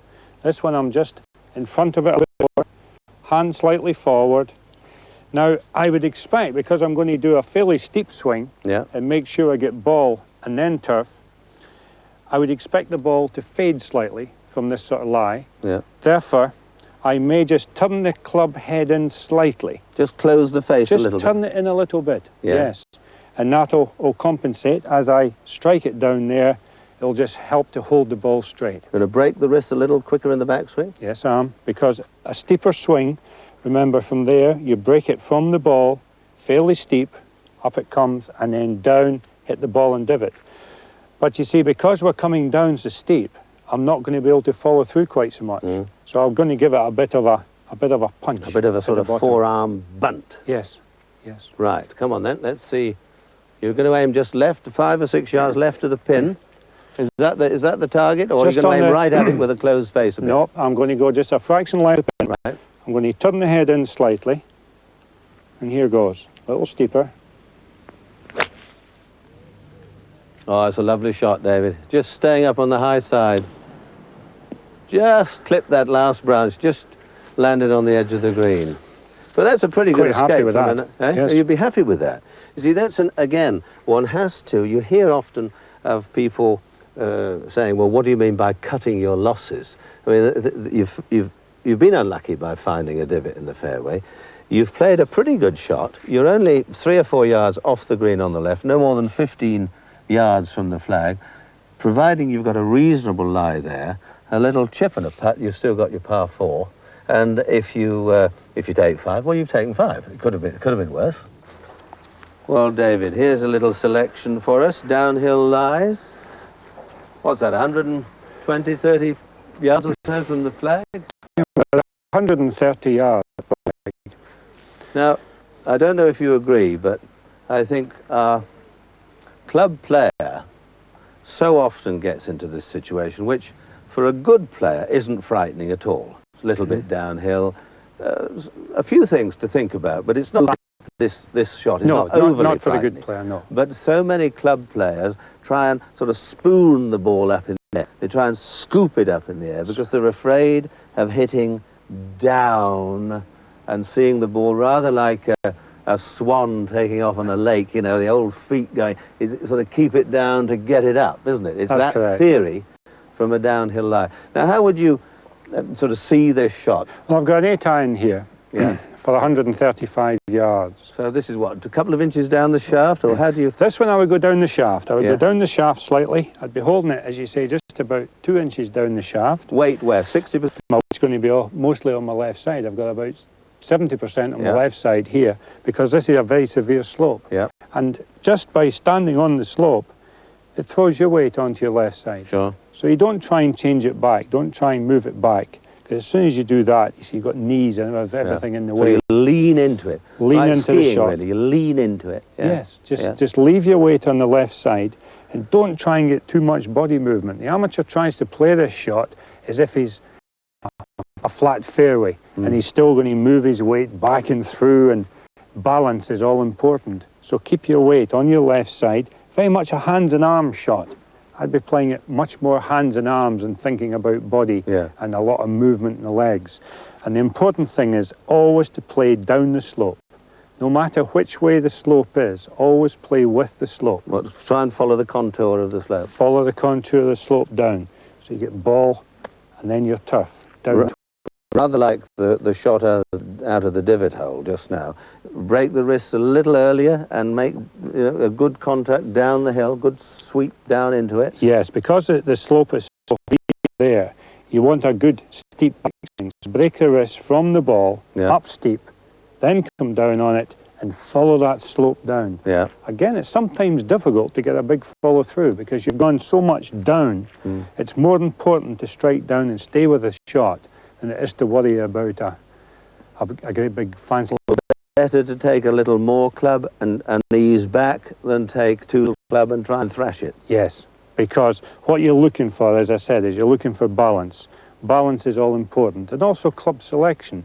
You see, normally an 8-iron going, say, 135, 140 yards, because you're on the slope like this, you could probably get up there with a 9-iron. Your weight's full, club face slightly closed, and the ball's not going to rise. The ball's going to drive forward. And it's the opposite, of course, when you're going the other way. But the ball is going to drive forward. You're not going to get a high flight in the ball. So you're already mentally picturing a three-quarter backswing and a three-quarter free. So we'll try and play number 8-iron there. I'm down the shaft a couple inches. I've got the ball back in my stance a little bit. I'm back up steep, three-quarter swing. That's a lovely shot. Yeah, that's a lovely shot. What would you think of now going up the hill? More club, obviously, you're going to play a same shot. 150 yards uphill. Just think of the shot, like if you were normally going 150 yards and hitting, say, a 7-iron. Just think of this. I mean, what is this slope like? It's like a ramp. It's like putting the ball on a ramp, heading up there. So you're going to lose it all up here somewhere. So what you would do, instead of taking a 7-iron for the start, you would take probably a 5-iron. Probably take a 5-iron and just go up the slope. Now your weight is thrown back onto your right side. So you're going to stay very much behind the ball and you're going to swing up the slope. Don't try and move it all too far forward and fight the slope. That's a shot. Take enough club to just play it away, push it away up the slope. That's right. Yeah. Use the ramp. Let it fly up there. So take a 5-iron. That'll go as far as. And hit it quieter. Well, here's a situation that Bernard Langer finds himself in. It looks unplayable. He's in the most difficult of rough heather. Grip firmly, gives it a little pop. He's found the right spot to land the ball. In fact, it touches the hole, and that's a gem of a shot. Now, Seve, on the other hand, is behind the tree. He's got to aim at that tree ahead of him and slide the ball left to right, just chops it round the corner, using the club face beautifully, and another touch of Seve magic.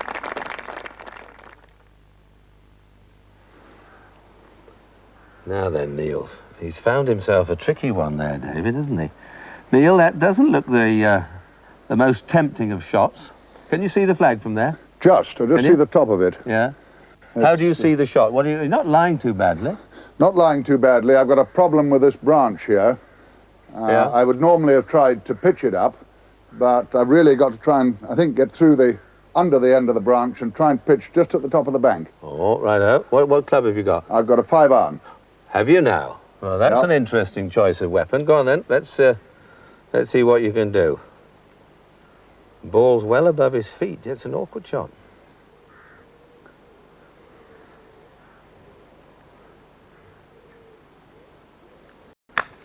Oh, well, a bit fiery. Well, it was an interesting choice of shot, and something I think that a lot of club golfers, in an effort to play a shot, they get sometimes confused and pick the wrong one. You actually chose the most difficult of clubs to play the shot with there. David's going to come down and just give you a couple of thoughts on that particular shot and how to make the use of the bank, if indeed he can make use of the bank. The grass seems to be pretty short there. But here is a situation, Neil, where you want to be certain you don't take more than 3 shots to get down from here. Now, the shot you were trying to play here, Neil, was the idea was correct. What you're trying to do is you're trying to eliminate this branch, which is correct, because as soon as you take a sand wedge or a wedge you're going to loft it up, you're going to hit the branches, and you're back down here. That was my problem, yeah. You could be in more trouble. That was the... So your idea was correct of trying to get under the branches. But when you took your 5-iron, the club's so straight that you see you're going to hit some of the grass here in front of you, which is going to pull the ball up. And of course you know that it's going to drag the ball up, so you give it an extra hit, and of course up it flies, pitches on the green, and goes careering away over the back into quite a bit of trouble at the back. So what you would do in this situation is you would take something like about a 9-iron, because you're not going to hit the ball hard, so it's not going to rise up. And with your 9-iron, you can get that little bit closer to the ball. Again, play it back in your stance, your hands forward, and I'm just going to give the ball a little chop. And I'm going to use the bank. I'm going to use the bank to take the sting out of the ball. See, you missed the bank, you hit the ball so hard that you've missed the bank and it's gone away. Also, when you had your 5-iron, you were standing away back here someplace. There's too much room for error there. So I'd like to see you with a 9-iron, as I say, closer to the ball, hand front, not going to hit the branch there, and just hit it into the bank. I'll try one and see if we can make this shot work.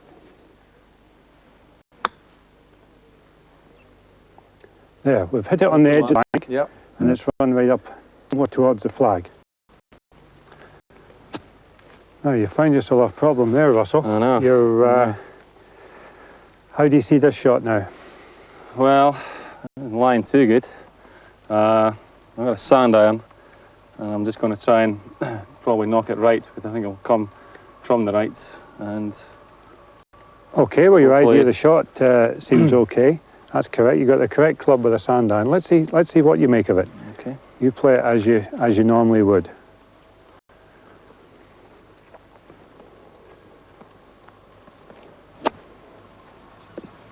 Very good. That's not a bad result from there. Share a couple of points when you've got this shot. This one from here, as you correctly said, aim to the right, and you're going to expect the ball to come a little bit from right to left. What you forgot about was you also have to feed into the computer, if you like, that the green is a good sort of 5 or 6 yards below you. Therefore, the ball's not going to run as much as you would think. So you want to pitch the ball a little bit further than you would normally do. Also, when you're getting set up to play this shot, try and make sure that you get balance to start with. What you were doing was you were fidgeting around, obviously trying to get a balance, but you finished up with this foot away up the bank, and of course now this knee's in the way. And of course you've got no place to swing. It's very, very awkward. I would be getting the feet down there, that way. Again, same as you said, aim a little bit to the right. Now as you can see, I'm right down the grip. I'm almost off the end of the grip. I want to try and get as close to it as possible. So there, we aim a little bit to the right. Make sure that you let it a little bit harder because the green's so far below you. From there, I would settle for that one. I like that one.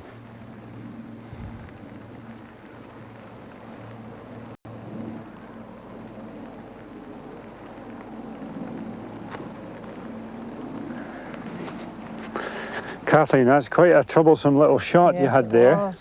It was lying not too well. It was lying pretty tight.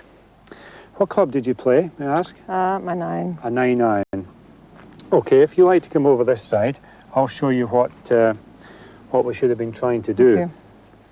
Now, when you took your 9-iron on this shot, because it was lying so tight, you really want to be taking your sand iron and get in front of the ball, get your hands forward, and we want a steep swing and chop the ball out. It's a little chop shot.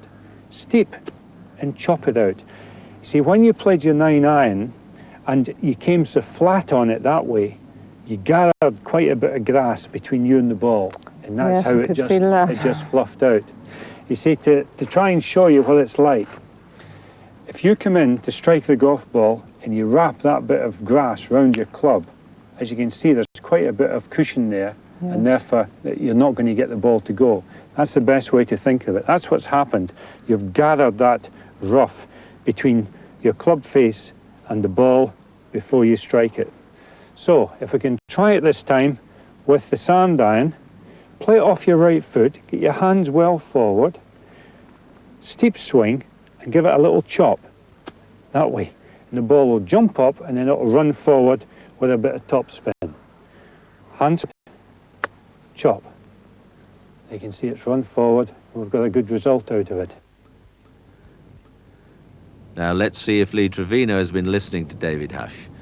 Hands forward, ball back in the stance, break the wrist early, and stab. Perfect. Pitches on and comes up, and a very good escape.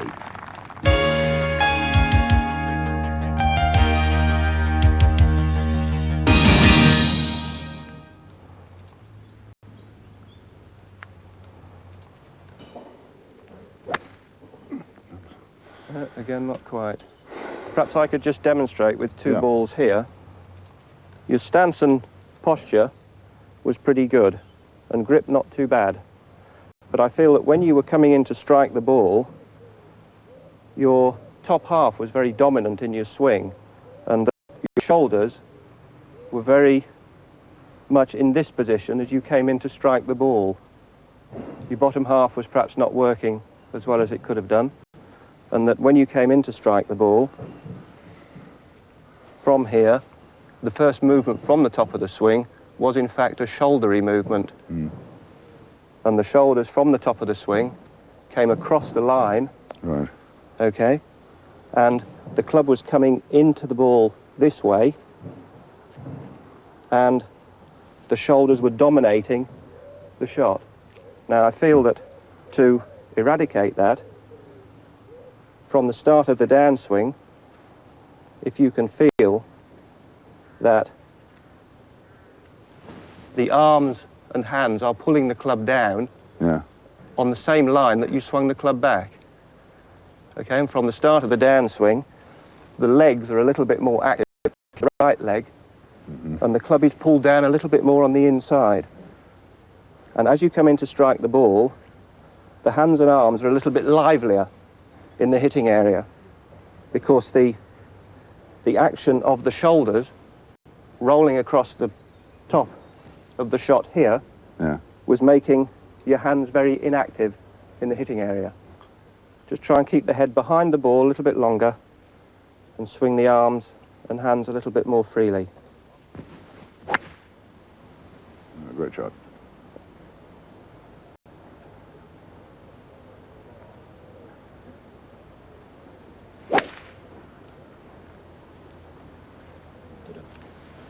Okay, now that's what, that was a slight pull with a little bit of a hook as well at the end. Now that was caused by the fact that as you came in to strike the ball, your club face was slightly closed, but your swing line was slightly across the ball.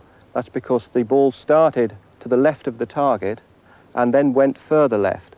So in fact you swung across the ball there, and the ball just bent slightly right to left, which meant that your club face was slightly closed. So in fact what you had there was a slicer's action, but because your hands and arms let the club face catch up and the club face came in slightly closed, it meant that the ball travelled from right to left. Get those shoulders nice and square.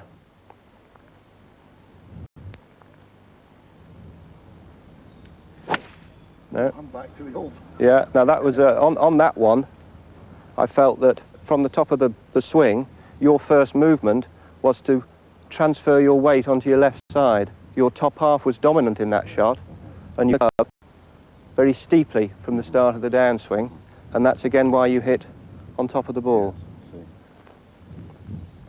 I think as well on this shot, Alliss, just try on the takeaway to swing the club a little bit more in a one-piece movement on the way back.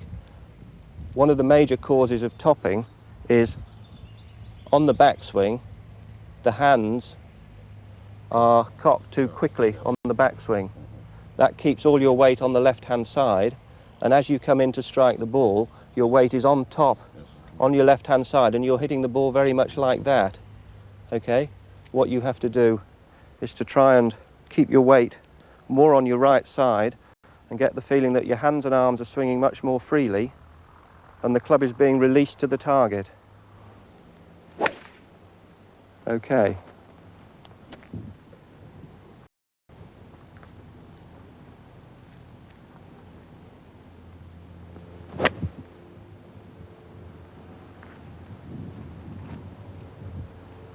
Okay, now that one was pushed a little bit to the right.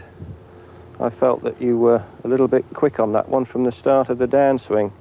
You perhaps didn't complete your backswing, and that you were just jumping into it a little bit too quickly. A little bit more time there at the top of the swing. Just let your hands catch up, bring the club in a little bit squarer.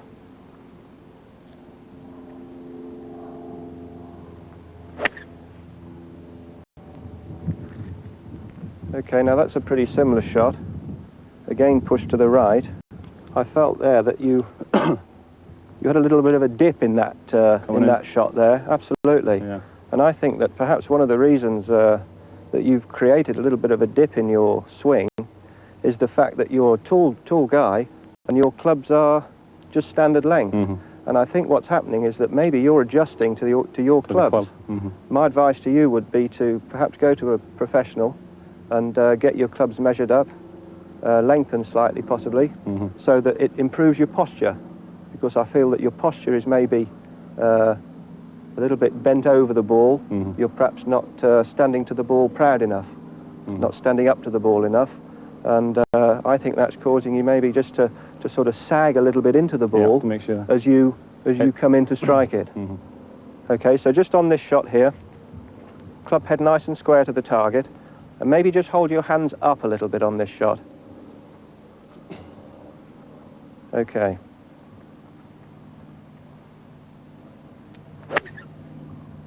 Okay, that appeared to be a little bit better. That was better. That's a beautiful shot, just drawing in to the target, just gone through the green now.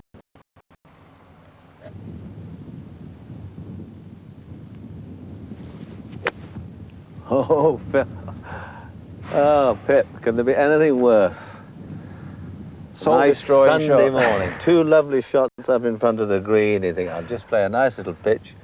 And the dreaded socket, the shank, the old cab rank, the J. Arthur. Call it what you will, it's pretty horrid, isn't it? It's a dreadful shot.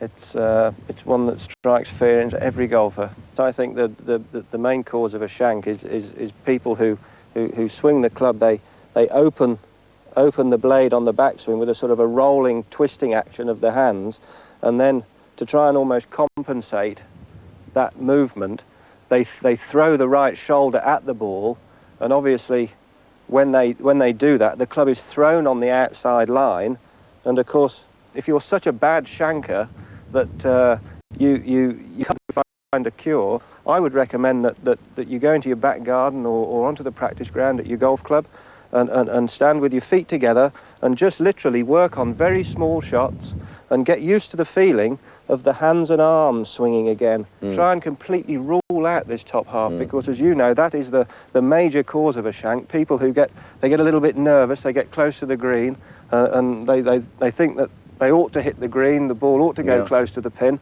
and it's almost a fear of failure, and they end up having a quick sort of nasty jerk at the ball and off it goes to the right. Confidence is everything. Here's great little pitch down the hill, but note the length of swing, the confident strike, the arms and club going through the ball. He even manages to get some backspin on it. Another classic situation where you can easily sock it is on a downhill line of bunker. Here's Ballesteros, just flicking it out, hands and in miles.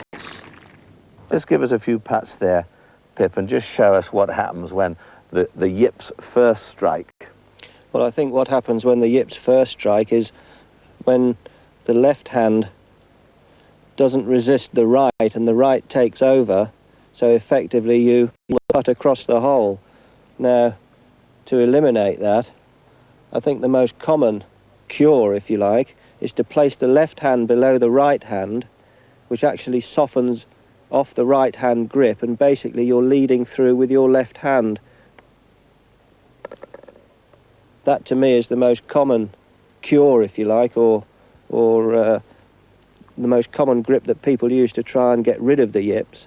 And I think you'll find if you do that, the club head does in fact go through to the hole a little bit easier. The other one, if you do grip the normal way, with the right hand below the left in order to try and keep the club face square and to stop the right hand from crossing over.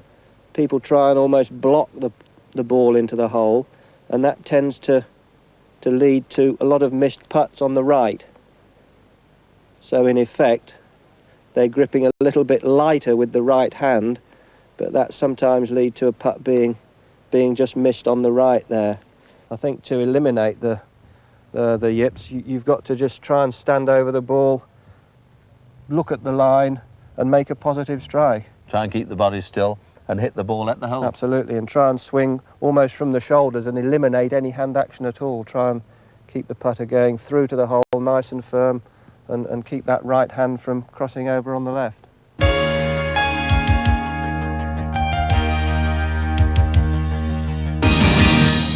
Right, Russell, tough par 5 here. Yep. Tough stroke index 1.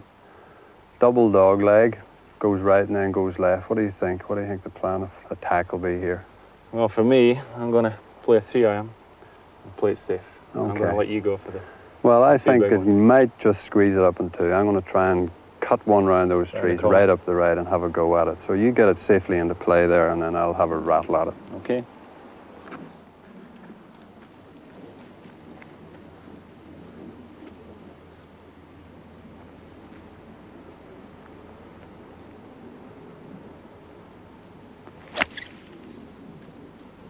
Pretty good. That's the legs. Yeah. Just made it. That's in good shape now. Thought I heard it just clip that tree. Just cut the tree. Just touched it. All right now. Perfect.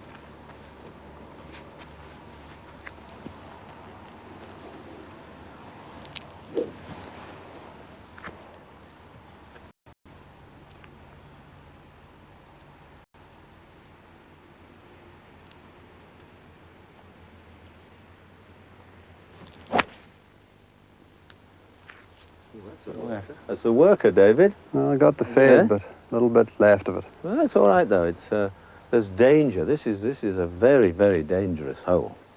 Well, you see their tactics, their partner. That was interesting. You see, they put Russell into bat, play for safety. What do you think? You're going to have a. What do you got there? I think I'll do the same actually. 4-iron. There's no way that I could possibly get near the green in 2, so I will play for position of 4-iron into the top of the hill.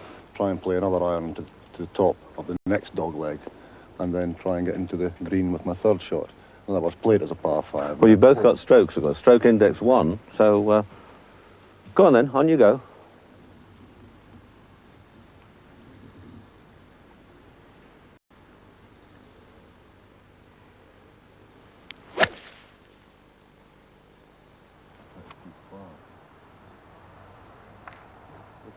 That was crafty. You hit the tree and came out. That was a bit cunning. Is that in off the cush, they call that? I got a bit too much off there. You did. You were a bit too ultra safe. You play your own game, partner.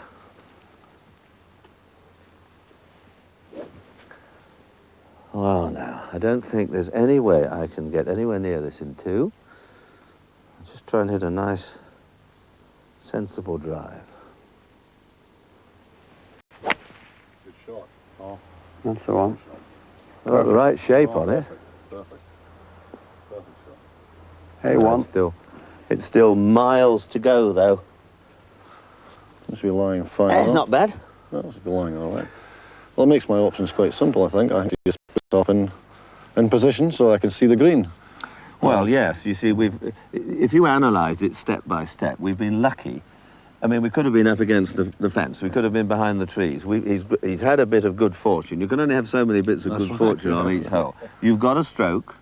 So now we've got you've probably lost 30 or 40 yards in distance.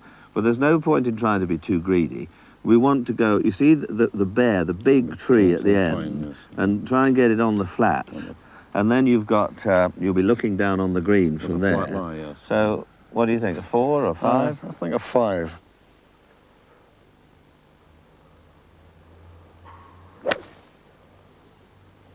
Well, you've pushed it a bit. You're going to be off the fairway, but I think you're... Oh, you're on the flat. Okay, Russell. Everything going according to plan so far.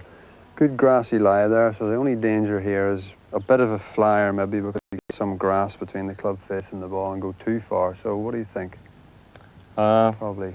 I'm going to try 5 or 6 iron. I've got 6 iron here. I think 6 is enough. Kathleen, Yeah, this would be up to the corner. perfect now. If you were in this situation, nice grassy lie, a little 5 wood, run it up to the top of the hill there, maybe 150 or 60 yards would be the ideal situation. So we'll just keep going with this plan, get it nicely into play at the top of the hill. Right.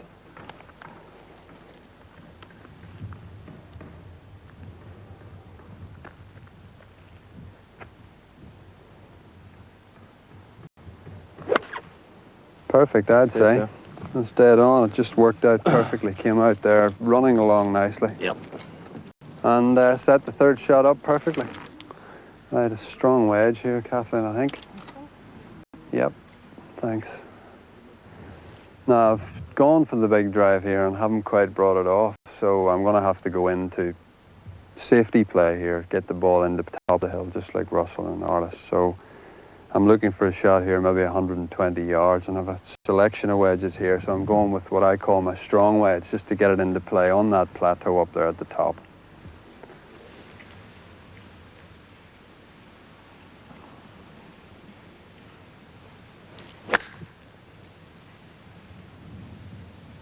That's about right. Not really much more you can do. That'll play. Okay. Well, now, we've got a tricky situation here, Neil. I've hit a good drive there, actually. But this hole is well over 530 yards. But here, the decision has been made for me, really. Yeah. I mean, I could play anything from a 4-wood to a 4-iron. The green, you see, I mean, it's almost a quick hook from here. I can't go over the trees. That's impossible. Ballesteros of 10 years ago with the wind behind might have driven it another 30 yards, and then he made a big lasso round the corner. But it really isn't worth it. You don't really have much of a choice here. I'm going to play, I think I'll hit a 3-iron, Neil. I'm going to hit it, you see in the corner, I'm going to try just get a little bit of draw and go around the bottom and leave myself a pitching wedge to the green. So if I take a 4-wood, what am I going to get with a 4-wood? I may hit another 15, 20, 30 yards. I'm still faced with the same shot. If I miscue it a bit, I could hit these end trees. I could go too far if I don't get the draw and go across in the trees. So I think a 3-iron between the big, tall tree and the edge, just a bit of, give me a 3, I'll just try and play a little tweaker there around the corner. Here again, you know, if you want a bit of a draw, it's almost like the table tennis shot, isn't it? The right hand just brushes it and turns it over. You know, that's what I'm going to try here. I'm just going to swing easy and just going to let the club head just too hard. Beautiful. Oh, good shot. Perfect shot. Now, if you want one the other way, who better to watch than the maestro of the fade, Lee Trevino? This was the final hole at Woburn, and perhaps the greatest deliberately faded shot I've ever seen. Started it down the left, it just chased past the bunker, and this was the stroke, almost went in the hole, and this won him the tournament. Well, what do you think? Well, 5-wood. A good one. It's down the left. Just swing nice and smooth, nice and easy. Pick your spot.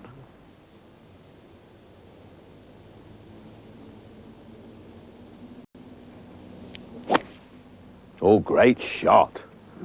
Oh, terrific shot, right at the pin. Well done. Where did that come from? Yes, Where did that come from? Right out of nowhere. Russell, good position here, both side by side. Too bad. What do you think? 8-iron for me. That's about it. Looks like about 150. So we've got Alliss there pretty handy, so it looks as though we're going to need 5-net 4 from you or 4 from me.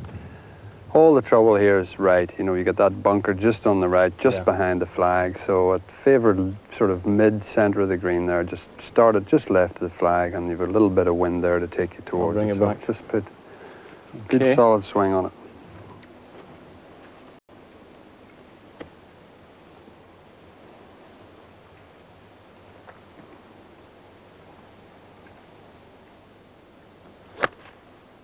Pretty good. That's drifting back nicely. It's up. Yes, lovely shot. Oh, absolutely beautiful. Being put under pressure by the amateurs here.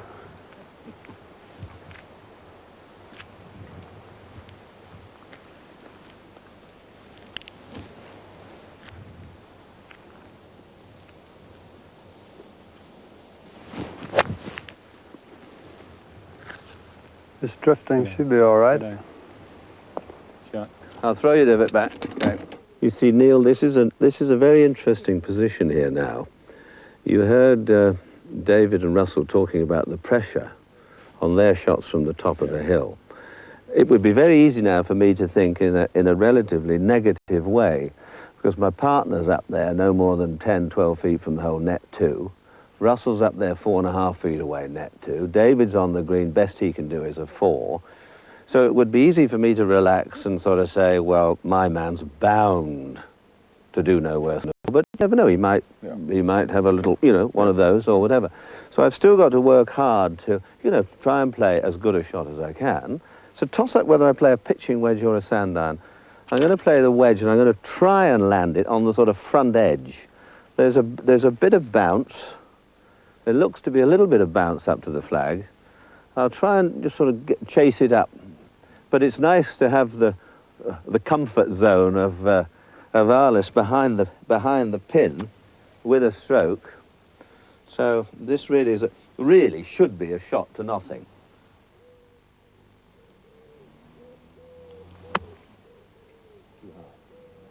Oh no, not bad at all. Flag out, David. Yeah, away from me. Flag away. Just right on the spot, it'll be fine, Russell. Right, I've nothing to lose here by having a go with you nicely in there. So you just keep your eye on this at the hole, might give you an idea if there's any kick there. Okay.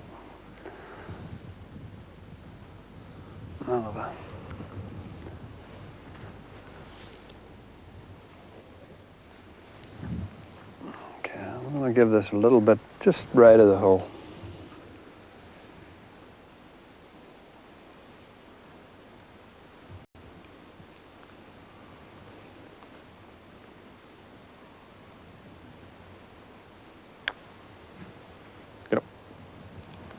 Ooh, a bit slow and uphill, David, eh? Started to come, give you but... give you that one. Okay. Give you that one, sir.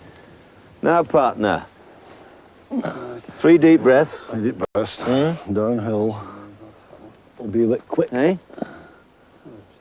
Yeah, it's pretty quick. It's downhill, and it looks to go. It looks a bit wiggly. If you belt it, you could go. You could go 4 feet past, and if you did that, you'd probably give me a cardiac arrest. So please just pressure, we'll just touch it down. Just a nice stroke down at the hole.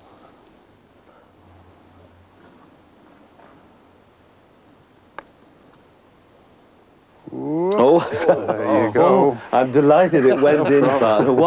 What a putt. You're picking up. I shall pick up gratefully. My man has done all the work. Okay, well, Russell. I've no need to do anything.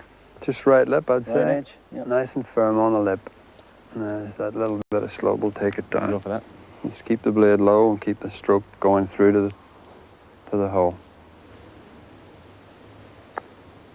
Oh, well done, well partner. done. Well, not often do you see that hole halved in eagle threes. Great putt. Partner, Super you're a putt. star.